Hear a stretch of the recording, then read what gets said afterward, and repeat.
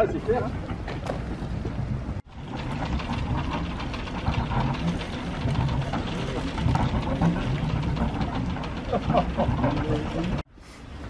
Où il nous a présenté un peu son activité.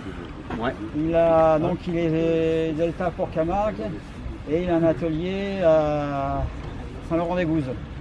En plus de Port-Camargue. En plus de Port-Camargue. Voilà. Voilà. En fait, on a la voilerie et le gréement qui se situent à Port-Camargue. L'accueil du public aussi. Et après, si vous avez l'occasion de venir à Port-Camargue nous rencontrer, vous allez voir que c'est pas là qu'on va mettre des voiles de 100 mètres carrés, quoi. Donc on a un atelier de 200 mètres carrés à Saint-Laurent-des-Gouzes qui est vraiment dédié à la couture de voile, à la réparation, éventuellement à la fabrication. Donc aujourd'hui le but du jeu, c'est un petit peu de parler ou beaucoup, hein, ça va dépendre de vous. Enfin, n'oubliez pas qu'il y a l'apéro quand même. Hein.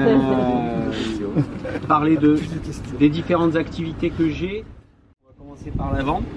Comme ça, on va parler à la fois de chaque voile, chaque élément qu'on va rencontrer sur le bateau, et on va parler de comment lui faire passer l'hiver, puisque c'était l'objectif du jour.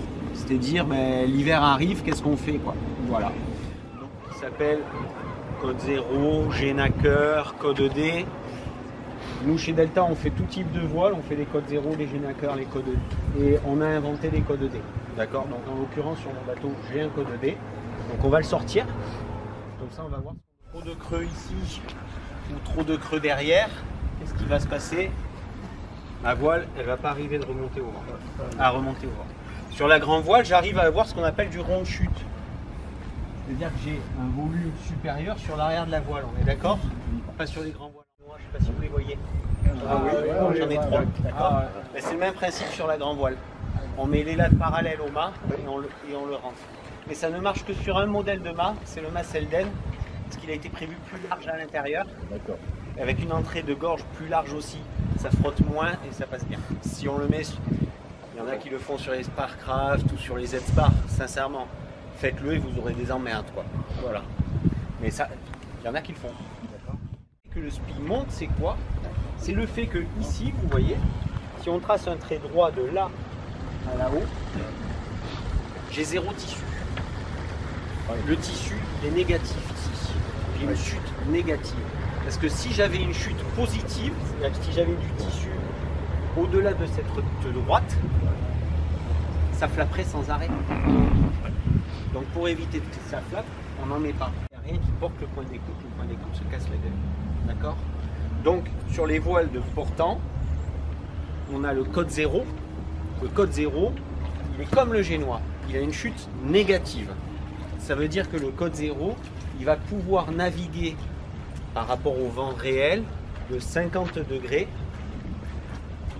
à 90, 100 degrés du vent réel. D'accord? Parce que simplement au-delà de ça, le point d'écoute va tomber. D'accord?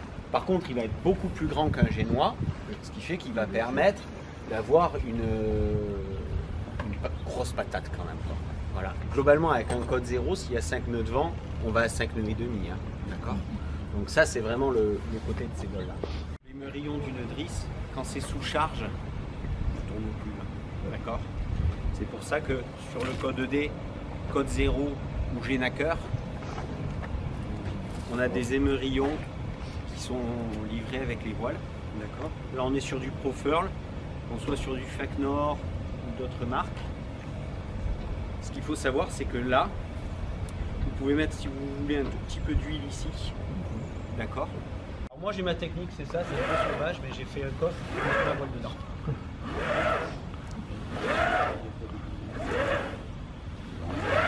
Traîné par le cordage. Okay? Oui. Pour que ça fonctionne, il faut que le cordage soit tout le temps tendu autour de l'emmagasineur. Si c'est pas le cas, ça va. Ça marche.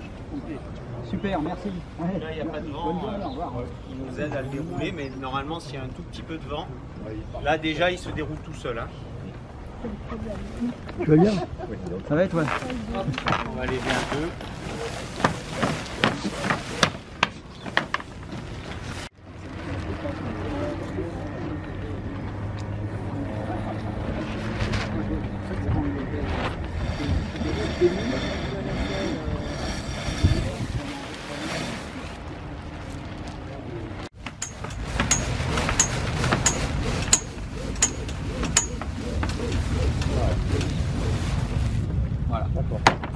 fait vite. Voilà. Et souvent, vous voulez que la drosse elle revienne à l'arrière. Moi perso, je vous fais ce que vous voulez, mais c'est pas nécessairement une bonne idée.